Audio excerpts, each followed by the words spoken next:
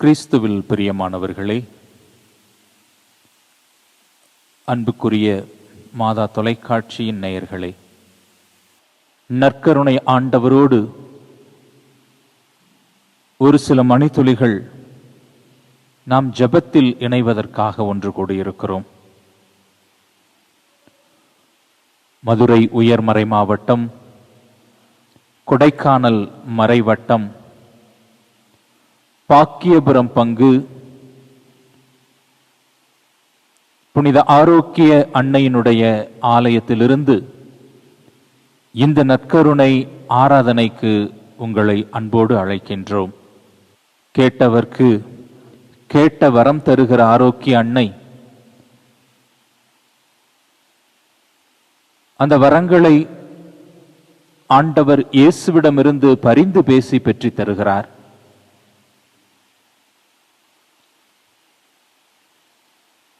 இதோ அந்த ஆண்டவர் இயேசு நமக்கு முன்பாக பிரசன்னமாகி இருக்கிறார். அவரோடு இருப்பது, அவர் குரலை கேட்பது, அவரை முகமுகமாய் தரிசிப்பது நமது வாழ்வின் மகிழ்ச்சியான தருணமாகும். இது ஒரு ஆனந்த அனுபவமாக இருக்கிறது. நாம் மகிழ்ந்து கொண்டாட வேண்டிய ஒரு தருணமாக இருக்கிறது. நமது உள்ளத்திற்கு மகிழ்ச்சியையும் நிறைவையும் தரக்கூடிய தருணமாக இருக்கிறது. ஆகவே வேறெந்த பராக்குகளுக்கும் இடம் கொடாமல் நாம் ஆண்டவரை உற்று நோக்குவோம். இந்த நற்கருணை ஆண்டவரை உற்று நோக்குவோம். அவர் அன்பை தருகிறார், அமைதியை தருகிறார், மகிழ்ச்சியை தருகிறார், நிம்மதியை தருகிறார். நம்முடைய மனக்குழப்பங்களுக்கு தெளிவை தருகிறார். மார்த்தாள் மரியாள் சகோதரிகளிடம் சொன்னது போல, நாம் பலவற்றை பற்றி கவலைப்பட்டு கொண்டிருக்கிறோம். ஆனால் தேவையானது ஒன்று. அந்த தேவையான ஒன்றை நாம் இந்த நேரத்திலே இறுக பற்றி கொள்வதற்காக இந்த 1 மணி நேரத்தை ஒதுக்குவோம். ஆண்டவருடைய பிரசன்னத்திலே நம் அன்றாட வாழ்வை மகிழ்ந்து கொண்டாடுவதற்கான வரங்களை வேண்டி பெற்றுக்கொள்வோம். பழைய ஏற்பாட்டிலே தாவீது அரசர் நாடு கடத்தப்பட்டிருந்த உடன்படிக்கை பேழையை தன் நாட்டிற்கு திரும்ப கொண்டு வருகிற பொழுது, இறை பிரசன்னத்தின் அடையாளமான அந்த உடன்படிக்கை பேழையின் முன்பாக மகிழ்ந்து பாடி ஆடியதாக நாம் விவிலியத்திலே வாசிக்கின்றோம். ஆண்டவருடைய பிரசன்னத்திலே இருப்பது, அவர் திரு முன்னிலையில் இருப்பது அவ்வளவு மகிழ்ச்சியான ஒரு தருணம். மரியாளின் வாழ்த்தை கேட்ட எலிசபெத்தின் வயிற்றில் உள்ள குழந்தை பேருவகையால் துள்ளியது என்று பார்க்கிறோம். ஆண்டவரை பார்க்கிற பொழுது நம் கவலைகளை மறந்து அவரை பாடி புகழ நாம் அழைக்கப்படுகிறோம். நமக்கு வேறெந்த உலக சிந்தனையும் தேவையில்லை. அவரை முகமுகமாக தரிசிக்கின்ற பொழுது அவரை வாழ்த்தி, அவரை புகழ்ந்து, அவரை ஆராதித்து, அவரை மகிமைப்படுத்தும் விதமாக நாம் பாடலை பாடுவோம். இந்த ஆராதனை பாடலோடு பாடகர் குழுவோடு இணைந்து நாம் ஆண்டவரை மகிழ்ந்து புகழ்ந்து ஆராதித்து பாடுவோம்.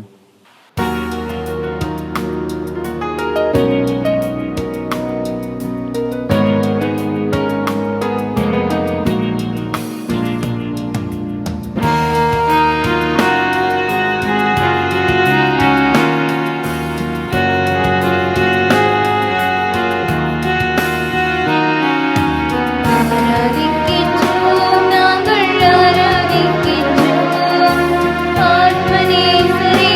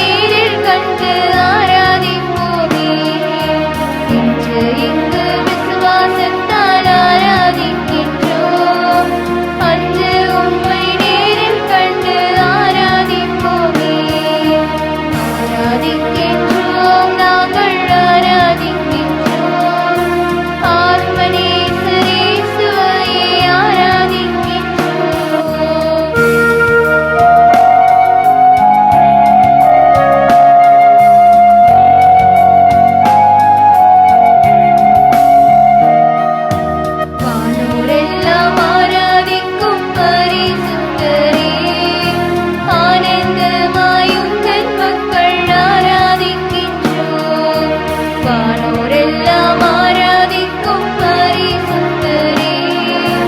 ஆனந்தமாயுந்தன் மக்கள் ஆராதிக்கின்றோம். எங்கள் பாவங்கள் தீரும் ஆராதனையாளே. கொடுமைகள் தீரும் ஆராதனையாளே. எங்கள் பாவங்கள் தீரும் ஆராதனையாளே. கொடுமைகள் தீரும் ஆராதனையாளே. ஆராதிக்கின்றோம், நாங்கள் ஆராதிக்கின்றோம். ஆத்மநேசரேசுவை ஆராதிக்கின்றோம். ஆராதிக்கின்றோம், நாங்கள் ஆராதிக்கின்றோம். ஆத்மநேசரேசுவை ஆராதிக்கின்றோம். ஆராதிக்கின்றோம், நாங்கள் ஆராதிக்கின்றோம். உண்மையிலும் ஆவியிலும் ஆராதிக்கின்றோம். ஆராதிக்கின்றோம், நாங்கள் ஆராதிக்கின்றோம். உண்மையிலும் ஆவியிலும் ஆராதிக்கின்றோம். நீங்கள் பிள்ளைகளாயிருப்பதனால் கடவுள் தம் மகனின் ஆவியை உங்கள் உள்ளங்களுக்குள் அனுப்பியுள்ளார். அந்த ஆவியே அப்பா தந்தையே என கூப்பிடுகிறது என்று கலாத்தியருக்கு எழுதிய திருமுகத்தில் 4வது அதிகாரம் 6வது வசனத்திலே நாம் வாசிக்கின்றோம். நாம் நமது இறைவனை அப்பா தந்தையே என புகழ வேண்டுமென்றால் அதுவும் ஆவியின் செயல்பாடாகத்தான் இருக்க முடியும். இறை வல்லமையை, இறை ஞானத்தை புரிந்து கொள்ள, சக மனிதரின் தவறுகளை மன்னிக்க, மனிதர்களை ஏற்றுக்கொள்ள, நாம் மனத்திடன் பெற தூய ஆவியாரின் துணை நமக்கு தேவை. படைப்பின் தொடக்கத்தில் நீர்த்திரளின் மேல் அசைவாடிக் கொண்டிருந்த அதே ஆவியானவர் ஒன்றுமில்லாமையிலிருந்து புதியவற்றை படைக்கும் ஆற்றல் பெற்ற ஆவியானவர், அனைத்தையும் புதியதாய் புதுப்பிக்கக்கூடிய வல்லமை பெற்ற ஆவியானவர், அக்கினி பிழம்பாய் திருத்தூதர்களின் மீது இறங்கி அவர்களை நற்செய்தி பணியாளர்களாக மாற்றிய ஆவியானவர் நமக்கும் துணையாக வர வேண்டுமென தூய ஆவியே துணையாக வருவீர் என பாடுவோம்.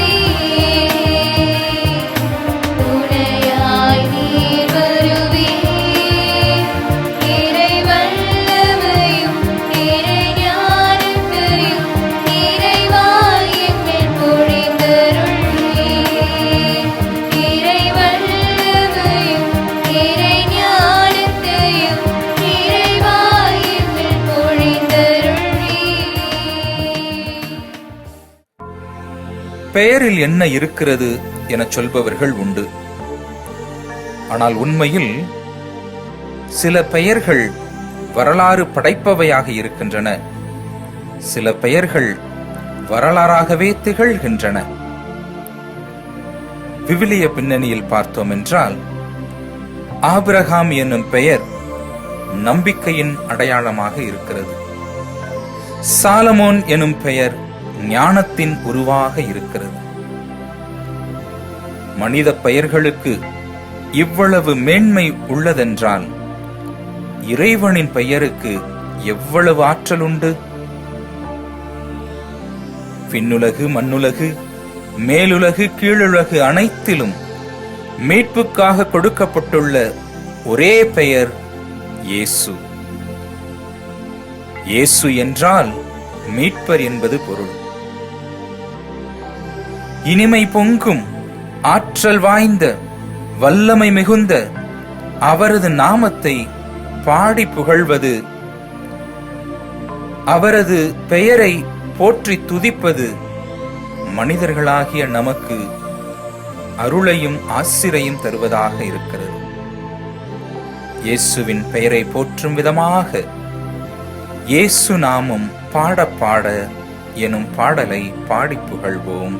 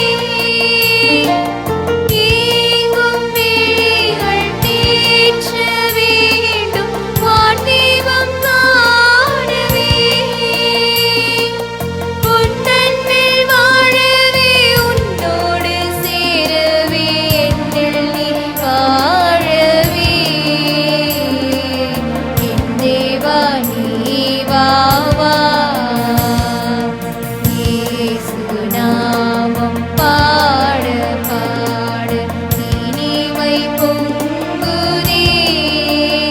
அவர் இல்லம் வாழ எந்த நிதயம் ஏங்கி தவிக்குதே, ஏங்கி தவிக்குதே. இயேசு நாமம் பாட பாட இனிமை பொங்குதே. அவர் இல்லம் வாழ எந்த நிதயம் ஏங்கி தவிக்குதே, ஏங்கி தவிக்குதே.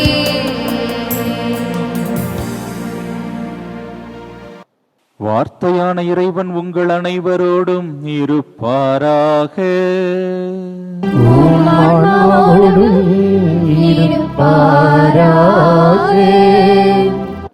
புனித லூக்கா எழுதிய நற்செய்தியிலிருந்து வாசகம். ஆண்டவரே, மாட்சி உமக்கே. லூக்கா நற்செய்தி 5ஆம் அதிகாரம் 33 இறை வார்த்தைகள். பின்பு மறைநூல் அறிஞர்கள் இயேசுவை நோக்கி, யோவானுடைய சீடர்கள் அடிக்கடி நோன்பிருந்து மன்றாடி வருகிறார்கள், பரிசேயர்களின் சீடர்களும் அவ்வாறே செய்கின்றனர், உம்முடைய சீடரோ உண்பதும் குடிப்பதுமாக இருக்கின்றனரே என்றார்கள். இயேசு அவர்களை நோக்கி, மணமகன் மணவிருந்தினர்களோடு இருக்கும் வரை அவர்களை நோன்பிருக்கச் செய்யலாமா? ஆனால் மணமகன் அவர்களை விட்டு பிரிய வேண்டிய காலம் வரும், அப்போது அவர்களும் நோன்பிருப்பார்கள் என்றார். அவர் அவர்களுக்கு ஓர் உவமையையும் கூறினார். எவரும் புதிய ஆடையிலிருந்து ஒரு துண்டை கிழித்து அதை பழைய ஆடையோடு ஒட்டு போடுவதில்லை. அவ்வாறு ஒட்டு போட்டால் புதிய ஆடையும் கிழியும், புதிய துண்டும் பழையதோடு பொருந்தாது.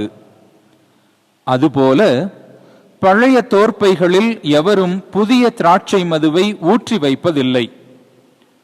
ஊற்றி வைத்தால் புதிய மது தோற்பைகளை வெடிக்கச் செய்யும், மதுவும் சிந்திப்போகும், தோற்பைகளும் பாழாகும். புதிய மதுவை புதிய தோற்பைகளில்தான் ஊற்றி வைக்க வேண்டும். பழைய திராட்சை மதுவை குடித்தவர் எவரும் புதியதை விரும்ப மாட்டார், ஏனெனில் பழையதே நல்லது என்பது அவர் கருத்து என்றார். ஆண்டவரின் அருள்வாக்கு. இயேசுவே, உமக்கு புகழ். எத்தகைய மனிதர்களாக இருந்தாலும் அவர்கள் மீது குறை காண்பதற்கும் ஒரு கூட்டம் இருந்து கொண்டேதான் இருக்கிறது. எவ்வளவு நல்லவர்களாக நாம் இருந்தாலும், பலருக்கு நன்மை செய்பவர்களாக இருந்தாலும், நம் மீது குறை கூறக்கூடிய மனிதர்களும் நம்மை சுற்றி இருக்கத்தான் செய்கிறார்கள். இயேசுவே அத்தகைய கூட்டத்தினரை பல முறை சந்தித்திருக்கிறார். இந்த நற்செய்தியிலே நாம் வாசிக்க கேட்ட இந்த வாசகங்கள் ஏதோ பழமைக்கும் புதுமைக்குமான ஒரு பிரச்சனையாக காட்டப்படவில்லை. பல வேளைகளில் நாம் நினைத்து கொண்டிருக்கிறோம், பழமைக்கும் புதுமைக்கும் எப்பொழுதும் ஒரு முரண்பாடு இருந்து கொண்டே இருக்கிறது.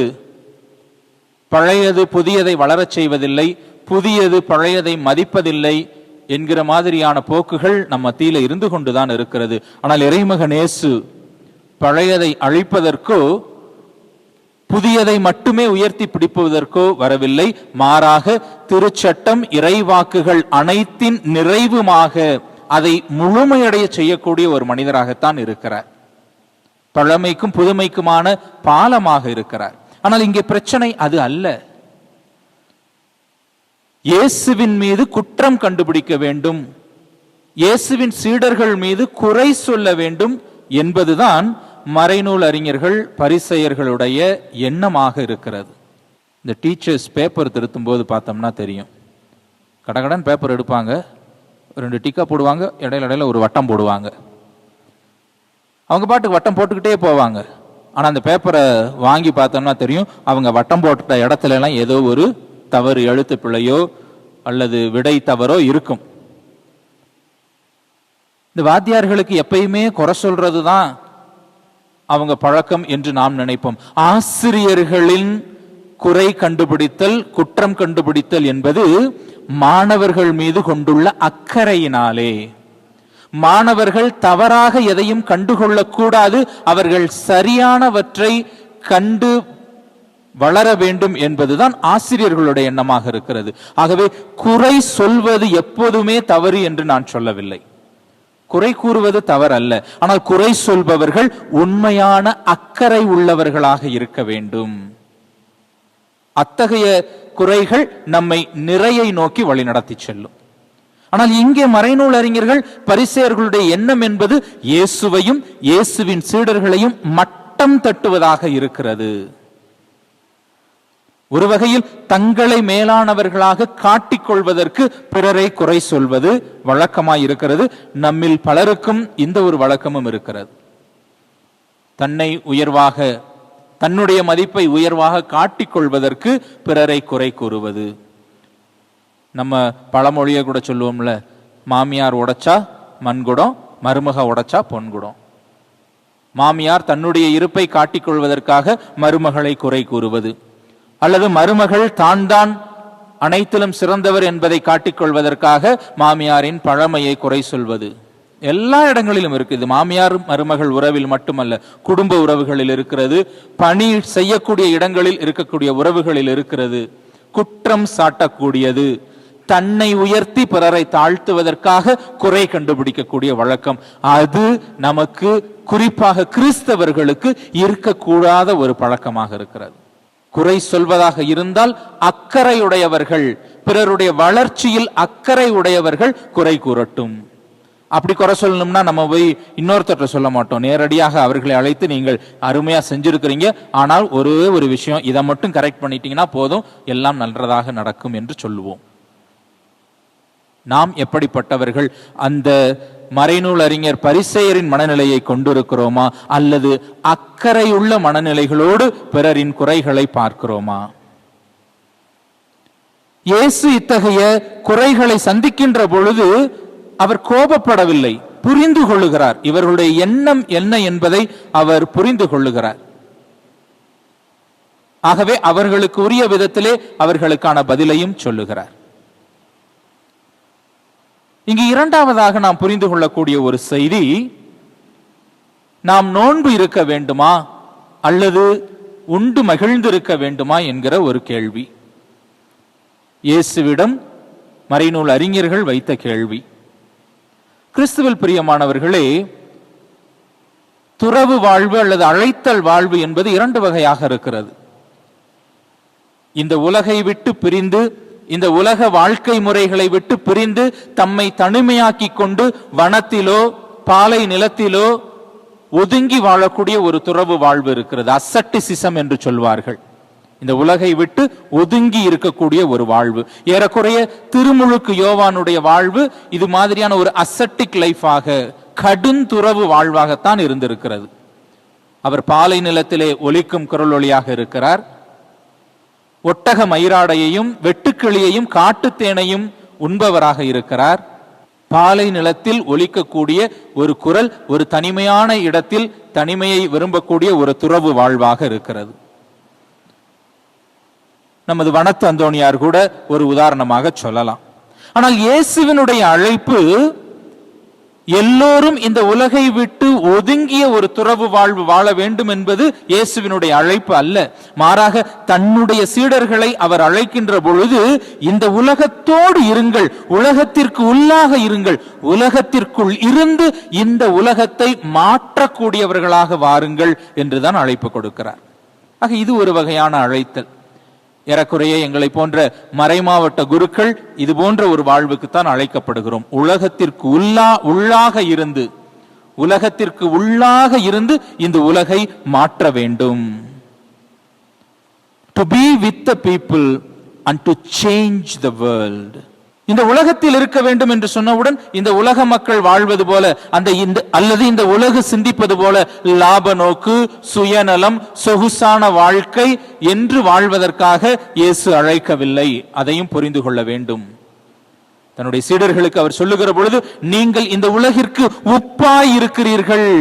உப்பு எப்படி உணவில் தன்னையே கரைத்து அந்த உணவிற்கு சுவை சேர்க்கிறதோ, அந்த உணவிற்கு பாதுகாப்பை தருகிறதோ, அதுபோல கிறிஸ்துவை பின்பற்றக்கூடிய மக்கள் இந்த உலகத்திற்குள் தங்களை கரைத்து இந்த உலகத்தை மெருகேற்றுபவர்களாக, இந்த உலகத்திற்கு சுவையூட்டுபவர்களாக இருக்க வேண்டும்.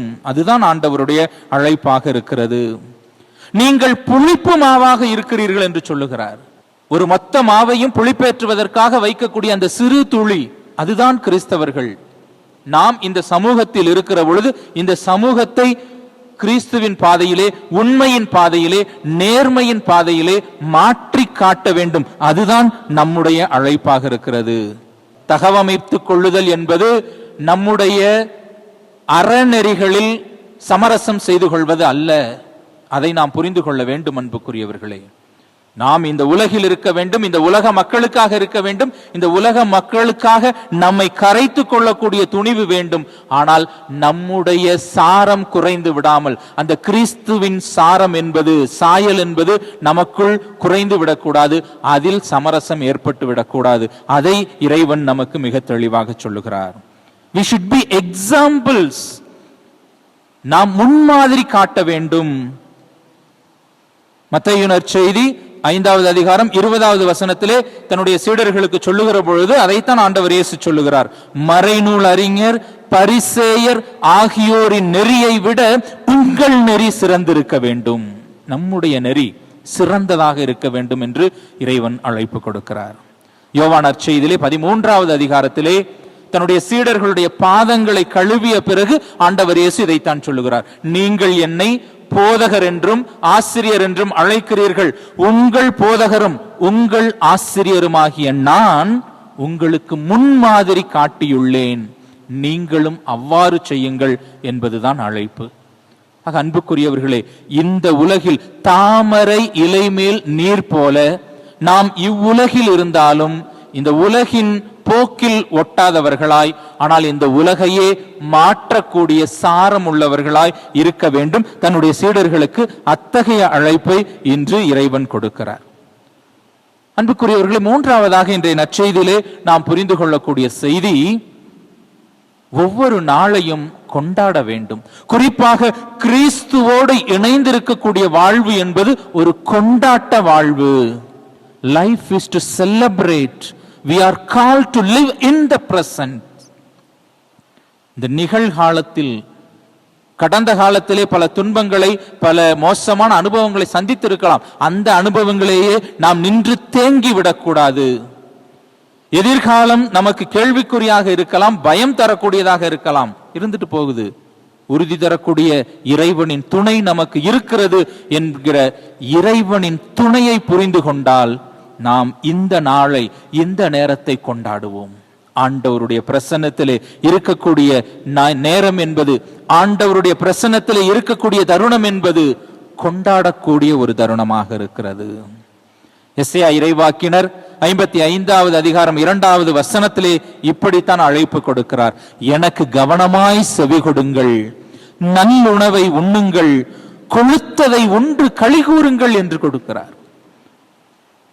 ஆண்டவருக்கு கவனமாய் செவி கொடுத்து வாழுகிற பொழுது நாம் களி கூறக்கூடிய ஒரு வாழ்க்கை வாழ முடியும். யோவேல் இறைவாக்கினர் 2வது அதிகாரம் 23வது வசனத்திலே அதை தான் நாம் பார்க்கிறோம். சீயோனின் பிள்ளைகளே அகமகிழுங்கள், உங்கள் கடவுளாகிய ஆண்டவரை முன்னிட்டு களிப்படையுங்கள் என்று சொல்லுகிறார். அதைத்தான் தன்னுடைய சீடர்கள் மகிழ்ச்சியோடு உண்டு குடிப்பதை பார்த்து மறைநூல் அறிஞர்களுக்கு பதிலாய் ஆண்டவர் சொல்லுகிறார், மணமகன் தங்களோடு இருக்கின்ற வரை மணமகனின் தோழர்கள் ஏன் நோன்பு இருக்க வேண்டும்? விருந்து கொண்டாடி களிப்படைய வேண்டும். நாம் ஆண்டவரோடு இருக்கிற ஒவ்வொரு நாளும் கொண்டாடப்பட வேண்டிய நாள். அன்புக்குரியவர்களே, ஆண்டவர் என்னோடு இருக்கிறார், நான் அவரோடு இருக்கிறேன் என்கிற அந்த ஆழமான நம்பிக்கை, அந்த நம்பிக்கை தான் நம்முடைய துன்பத்தில் நமக்கு துணையாக இருக்க போகிறது. அந்த நம்பிக்கை தான் நம்முடைய வாழ்வின் பிரச்சனைகளுக்கு தீர்வை கொடுக்க போகிறது. நாம் வாழ்வை அனுபவித்து வாழ்வதற்கான வழியை காட்டப் போகிறது. கனானிய பெண்ணை பார்த்து ஆண்டவர் அதைத்தான் சொன்னார். இன்னும் பெரும்பாடுடைய அந்த பெண்ணை பார்த்து ஆண்டவர் அதைத்தான் சொன்னார். அம்மா, உன் நம்பிக்கை பெரிது, உன்னுடைய நோய் நீங்குக, உன்னுடைய மகளின் மேல் இருந்த பேய் நீங்குக. அவர்களின் நம்பிக்கை பெரிதாக இருந்தது. நாம் நம்மீது கொண்டுள்ள நம்பிக்கையை விட இறைவன் மீது கொண்டுள்ள நம்பிக்கை பெரிதாக இருக்கும் பொழுது, இறைவன் என்னோடு இருக்கிறார், நான் அவரோடு இருக்கிறேன் என்கிற உணர்வு வருகிற பொழுது நாம் வாழ்வை மகிழ்ந்து கொண்டாட முடியும். எப்பொழுது நாம் நோன்பிருக்க வேண்டும், எப்பொழுது நமக்கு கலக்கம் வர வேண்டும் என்றால் மணமகனை விட்டு பிரிகின்ற பொழுது. இந்த கிறிஸ்துவை விட்டு நான் எப்பொழுது பிரிந்து செல்லுகிறேனோ, ஊதாரி மைந்தனை போல, அந்த பிரிவுதான் நமக்கு கலக்கத்தை உண்டு பண்ண வேண்டும். அந்த பிரிவுதான் நமக்கு பயத்தை உண்டாக்க வேண்டும். அப்பொழுது நாம் நோன்பிருந்து ஆண்டவரை தேட வேண்டும். ஆண்டவரை பிரிவுதல் என்பது பாவத்தின் அடையாளம். பாவம் என்பது உறவிலிருந்து பிரிந்து செல்வது. அது இறைவனோடு உறவாக இருக்கட்டும், சக மனிதர்களோடு உறவாக இருக்கட்டும், உறவை பிரிந்து செல்வதுதான் பாவம். பிரிந்து செல்லுகிற பொழுது அதற்கான நோன்பிருந்து, அதற்கான தவ முயற்சிகள் இருந்து, அதற்கான மன்னிப்பை பெற்று மீண்டும் இறைவனோடு சேர வேண்டும். அதற்கான ஒரு காலம் வரும். எப்பொழுது நாம் பிரிவை உணர்கிறோமோ, நம்மை பிரித்து கொள்ளுகிறோமோ, அப்பொழுது நாம் நோன்பிருக்க வேண்டும். மற்றபடி எல்லா நாட்களிலும் இறைவனுடைய நாள், அதை நாம் கொண்டாட அழைக்கப்பட்டிருக்கிறோம். அத்தகைய உண்மையை இந்த நாளிலே நாம் புரிந்து கொள்வோம். அதைத்தான் ரோமையருக்கு எழுதிய திருமுகத்திலே 8வது அதிகாரம் 35வது வசனத்திலே திருத்தூதர்கள் அழகாக சொல்லுகிறார்கள். கிறிஸ்துவின் அன்பிலிருந்து நம்மை பிரிக்கக்கூடியது எது? வேதனையா, நெருக்கடியா, இன்னலா, பட்டினியா, ஆடையின்மையா, இடரா, சாவா? எதுதான் நம்மை பிரிக்க முடியும்? இந்த உலகத்தின் பிரச்சனைகள் எதுவும் கிறிஸ்துவிடமிருந்து நம்மை பிரிக்க முடியாது. ஆனால் உறவிலிருந்தும் கிறிஸ்துவிலிருந்தும் பிரியக்கூடிய ஒரு நிலை என்பது பாவ நிலை. அதை குறித்து நாம் எச்சரிக்கையாக இருக்க வேண்டும். யோனா இறைவாக்கினர் நினிவே மக்களுக்கு அத்தகைய இறைவாக்கைத்தான் சொன்னார். நீங்கள் ஆண்டவரை விட்டு வெகு தொலைவில் இருக்கிறீர்கள், அப்பொழுது சாக்கு உடை அணிந்து சாம்பல் பூசி ஆண்டவரை தேடுங்கள் என்று சொன்னார். ஆக ஆண்டவரோடு இணைந்திருக்கிறவரை இந்த வாழ்க்கை கொண்டாடப்பட வேண்டிய வாழ்க்கை. கொண்டாடப்பட வேண்டிய வாழ்க்கையில் ஒருவர் மற்றவர் மீது அக்கறை கொண்டு வாழ்வோம். அந்த அக்கறை நமக்கு இந்த உலகத்தில் இருந்தாலும் உலக மக்கள் அனைவரோடும் நல் உறவை தரும், நல் வாழ்வை தரும். வாழ்வு ஒவ்வொரு நாளும் கொண்டாட்டமாக இருக்கும். நாமும் கிறிஸ்துவோடு இணைந்தவர்களாய், சக மனிதர்கள் மீது அக்கறை கொண்டவர்களாய் வாழ்வதற்கான வரங்களை தொடர்ந்து நற்கருணை ஆண்டவரிடத்திலே வேண்டி பெறுவோம். சோதோம் கொமோராவை அழிக்க திட்டமிட்ட இறைவன் ஆபிரகாமின் தொடர் வேண்டுதலால் லோத்து குடும்பத்தை மட்டும் காப்பாற்ற மனமு வந்தார். ஆனால் அவர்களுக்கு ஒரு கட்டளை கொடுத்தார். நகரை விட்டு வெளியேறும் போது திரும்பி பார்க்க கூடாது. ஆனால் அந்தோ லோத்தின் மனைவி திரும்பி பார்த்தார், கற்சிலையானார். அன்பிற்குரியவர்களே, கலப்பையில் கை வைத்தவன் திரும்பி பார்த்தலாகாது என்பதுதான் நம் ஆண்டவர் இயேசுவின் போதனையாகவும் இருக்கிறது. நேற்றைய கவலையை மறந்து, நாளையை குறித்த அச்சத்தை கடந்து இன்றைய நாளை நாம் கொண்டாட வேண்டும் என்றால் நாம் இன்றைய நாளில் இருக்க வேண்டும். அதுவும் இறைவனோடு நாம் இருக்க வேண்டும். ஒப்பற்ற செல்வமாகிய கிறிஸ்து இதோ நம் முன்னிலையில் இருக்கிறார். இவரை ஆதாயமாக்கிக் கொள்ள உலக செல்வங்கள் அனைத்தையும் குப்பை என கருதினேன் என்று திருத்தூதர் சொல்லுகிறார். அத்தகைய திருத்தூதரின் மனநிலையோடு நாமும் உறுதி கொண்ட மனத்தோடு இயேசுவின் பின்னால் நானும் செல்வேன், திரும்பி பார்க்க மாட்டேன் என்று அன்போடு உறுதியோடு பாடுவோமா?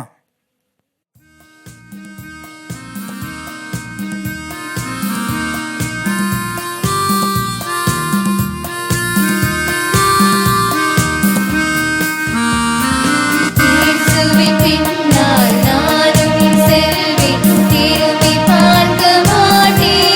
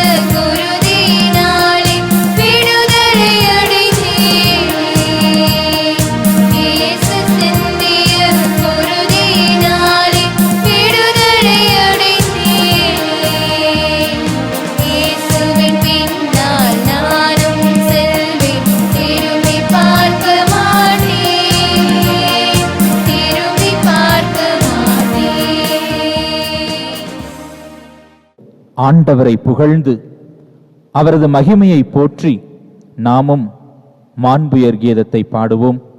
அனைவரும் முழந்தாள் படியிட்டு மாண்புயர் கீதத்தை இசைப்போம்.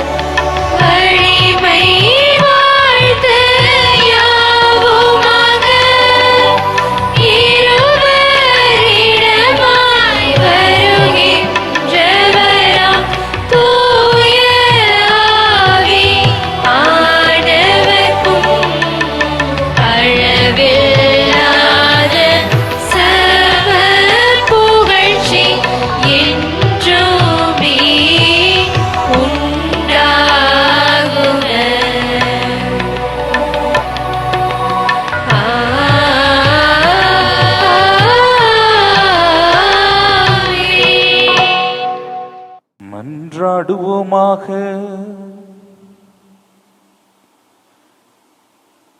இறைவா, இந்த வியப்புக்குரிய அருளடையாளத்திலே உம்முடைய பாடுகளின் நினைவை எங்களுக்கு விட்டு சென்றி உம் திருவுடல் திருரத்தம் ஆகியவற்றின் தூய மறைபொருளை வணங்கும் நாங்கள் உமது மீட்பின் பயனை இடைவிடாமல் துய்த்து உணர்ந்து மகிழ அருள்வீராக. தந்தையாகிய இறைவனோடு தூயாவியாரின் ஒன்றிப்பில் இறைவனாய் என்றென்றும் வாழ்ந்து ஆட்சி செய்கின்ற உம்மை மன்றாடுகிறோம்.